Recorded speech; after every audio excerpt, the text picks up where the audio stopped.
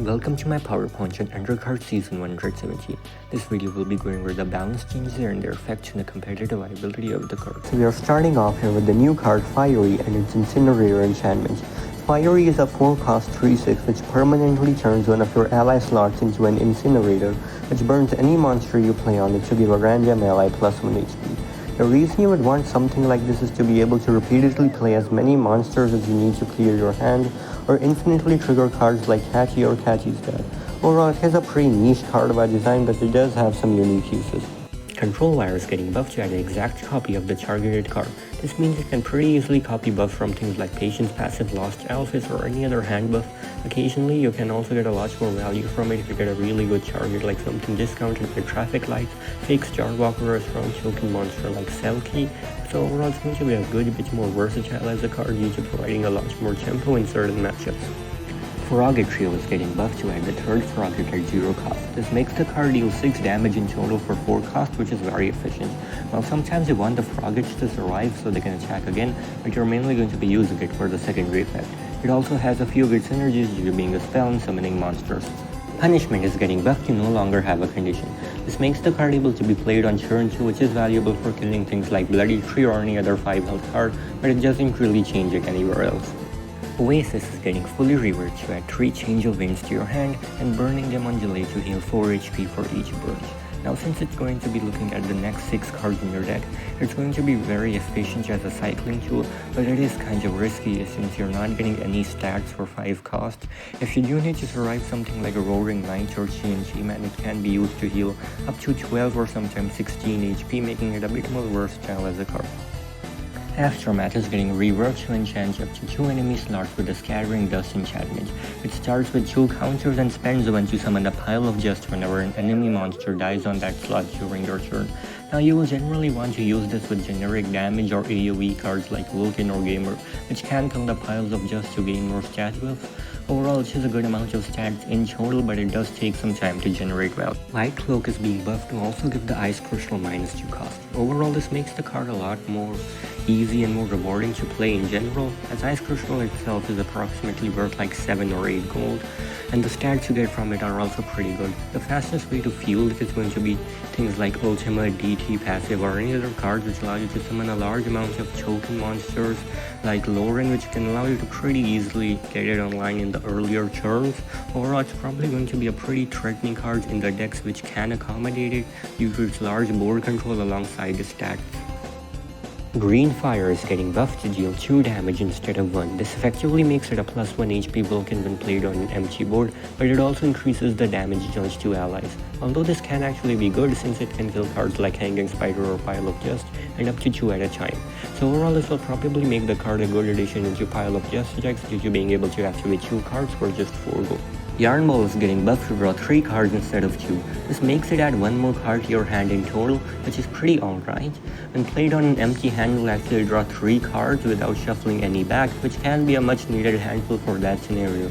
Overall, it's not really that good by itself since dedicating deck slots to just not breaking isn't usually a good solution, but maybe it'll find a use somewhere.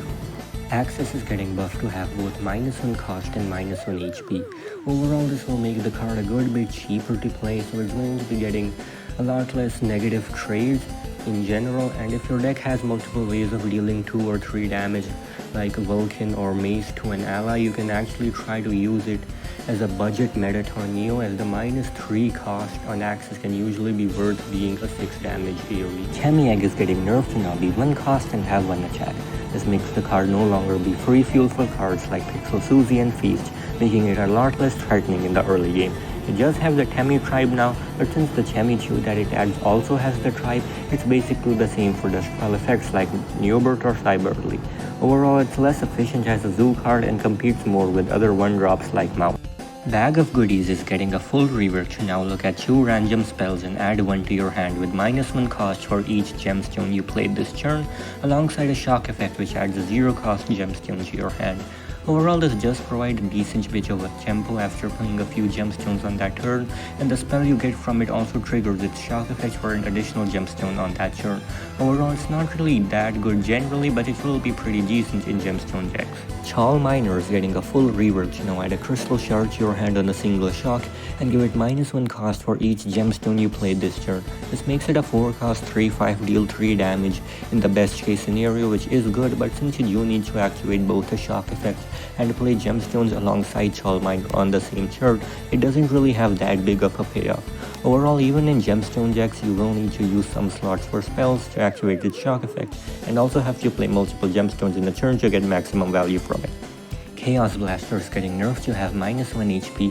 This makes it much more easy to remove for a neutral or positive trade, but overall it's still worth it for the effect if you have some way of offsetting its face damage.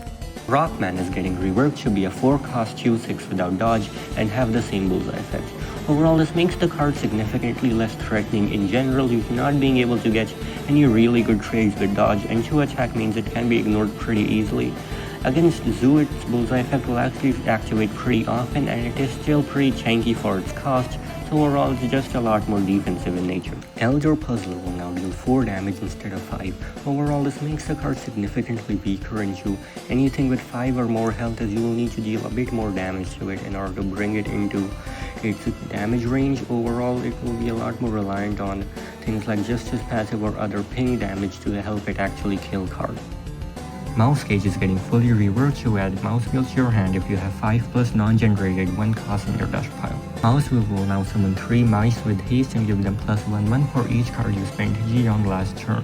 So in general, you will be able to play Mouse Cage itself by turn 4 or 5, and Mouse Wheel itself will be able to be played somewhere around turn 6 or 7 and be able to summon 3, 4, 5 mice with haste, and that will also be able to draw you 3 cards from the cursors. So of course this has been a pretty strong card right now, and there have been some talks about nerfing it, but nothing has been decided yet.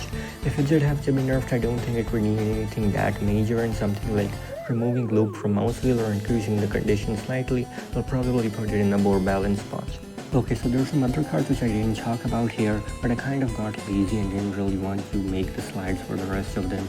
Overall, I don't really think these will see any notable play even after being buffed.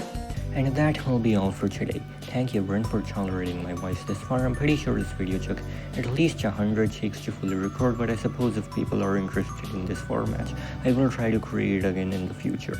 But until then, goodbye.